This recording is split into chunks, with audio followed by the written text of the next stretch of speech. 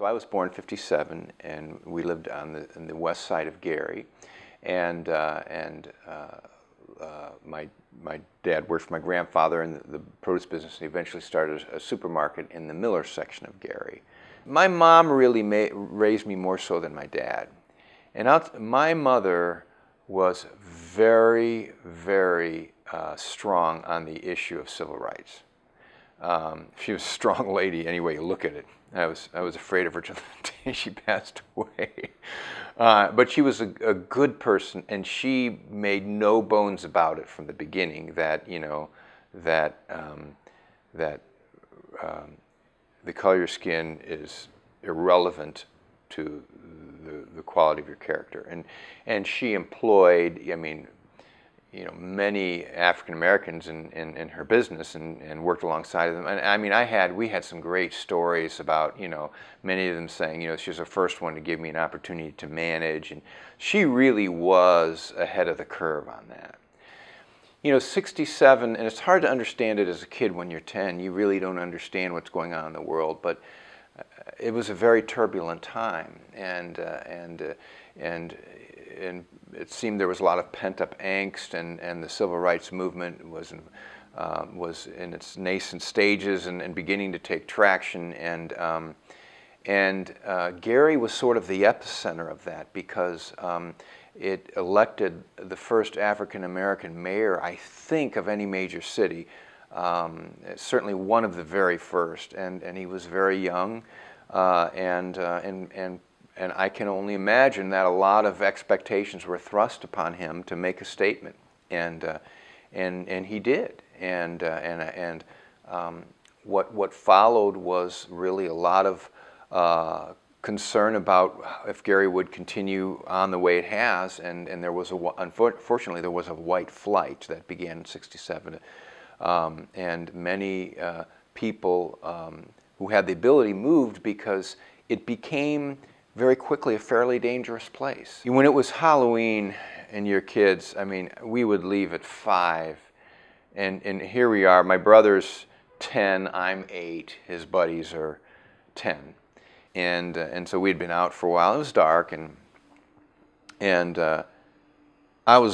we were walking probably about 2 blocks from my home, and I was looking in my bag, seeing, you know, kind of looking to see what you got there, and I looked up.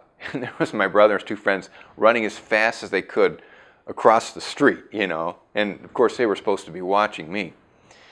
And I'm thinking, why are they running? And then all of a sudden I look around, and there were 30 teenagers, a gang, you know, that were surrounding me. And I'm just, you know, I'm just looking up at them, and they start pushing me and grab my candy, and they took my candy, and it all happened so quickly. And then I remember one of the leaders of the guys said, "Hey," he said, "leave him alone. He's just a kid."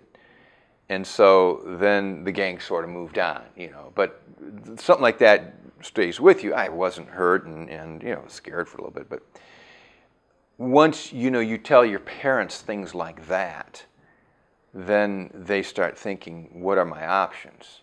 People who had come from Gary, you know, I'm sure we're very concerned, because it's easy to pinpoint the reasons for the fall of Gary on a race or a person. And the fact of the matter is there were many factors, and it was the perfect storm, and it was 1967. I mean, it was the perfect storm. But I'm sure it created fear for people, saying, hey, we got a good thing going here, and we don't want it to go the way of Gary. And unfortunately, they were not thinking that through, and trying to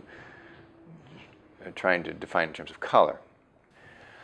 So that is clearly an undercurrent in the area. It has been for many years, and I think it's dissipating, particularly as another generation takes over, and as more generations, I think, you know, it is dissipating.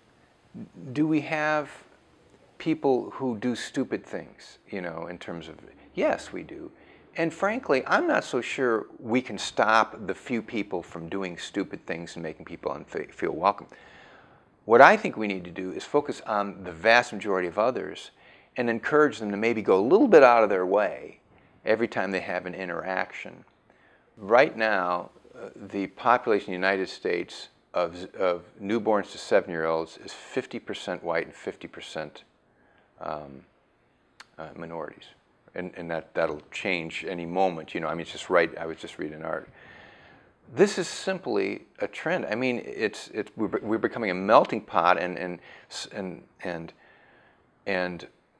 there are demographic reasons for that: family size and immigration and all kinds of things. And you know something? That's just the way it is. And you can either be fearful of it, and fear is a very poor motivator. It makes you do things that are not constructive. Or you can simply say, yeah, just we're going to adapt to change, and we're going to find the opportunity in it.